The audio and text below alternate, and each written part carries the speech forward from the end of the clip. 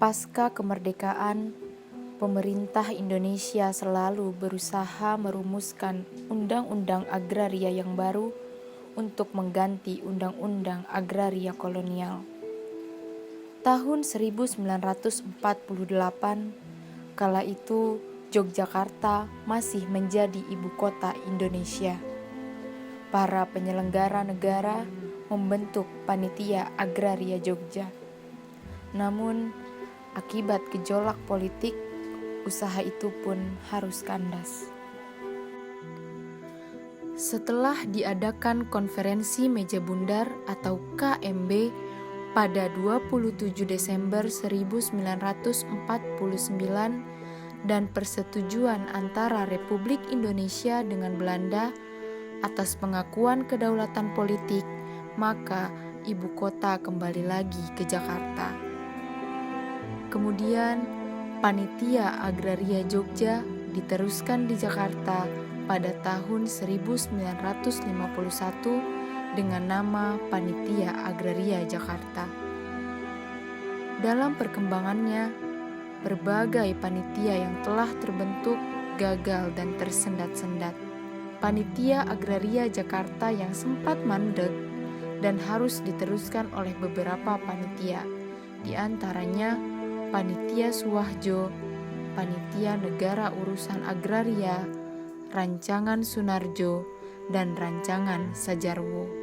Saat Belanda baru melepas Indonesia, mereka masih tak teladan menunda-nunda penyelesaian.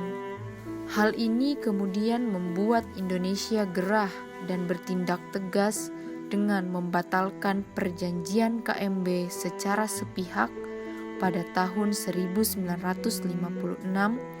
lalu disertai nasionalisasi perkebunan-perkebunan asing. Saat itu masih banyak tanah-tanah partikelir.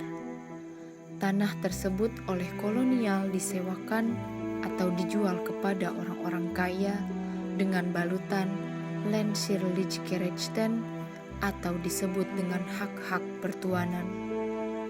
Artinya, sang tuan tanah berkuasa atas tanah beserta orang-orang di dalamnya. Misalnya, hak mengangkat dan memberhentikan kepala desa, menuntut rodi atau uang pengganti rodi, dan mengadakan pungutan-pungutan. Hak pertuanan yang menindas ini akhirnya hancur dengan dikeluarkannya Undang-Undang Nomor 1 Tahun 1958 oleh Pemerintah Republik Indonesia. Dengan Undang-Undang Nomor 1 Tahun 1958 tersebut, hak-hak pertuanan hanya boleh dimiliki oleh negara. Kemudian, upaya mengambil alih lahan asing ke tangan petani dilakukan dengan ganti rugi. Artinya, reforma agraria dikoordinasikan oleh pemerintah dengan cara ganti rugi untuk meminimalisir adanya konflik. UU PA 1960 merupakan payung hukum bagi pengelolaan kekayaan agraria nasional.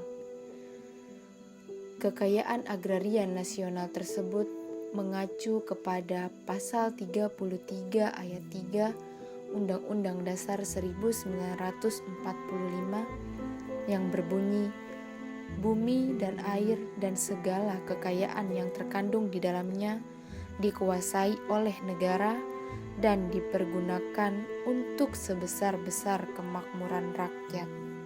Undang-undang ini lahir dari semangat perlawanan terhadap kolonialisme yang telah merampas hak asasi rakyat Indonesia selama berabad-abad. Prinsip UU PA adalah menempatkan tanah untuk kesejahteraan rakyat. UU PA mengatur pembatasan penguasaan tanah, kesempatan sama bagi setiap warga negara untuk memperoleh hak atas tanah, pengakuan hukum adat, serta warga negara asing tak punya hak milik. 24 September menjadi tanggal ditetapkannya UU PA, yaitu Undang-Undang Pokok Agraria. Karena itulah setiap tanggal 24 September diperingati sebagai Hari Tani Nasional. Kini peradaban manusia melahirkan fenomena yang membingungkan. Dengan masuknya berbagai investasi perusahaan yang kemudian berakibat pada penyingkiran berbagai kepentingan hidup petani. Ini sangatlah menyedihkan. Negara kita gagal menjaga ketahanan pangan. Tan Malaka pernah berkata dalam buku Madilognya, "Bila kaum muda yang telah belajar di sekolah dan menganggap dirinya terlalu tinggi dan terlalu pintar untuk melebur dengan masyarakat yang bekerja dengan cangkul dan hanya memiliki cita-cita sederhana, maka lebih baik pendidikan itu tidak diberikan sama sekali." Selamat Hari Tani Nasional.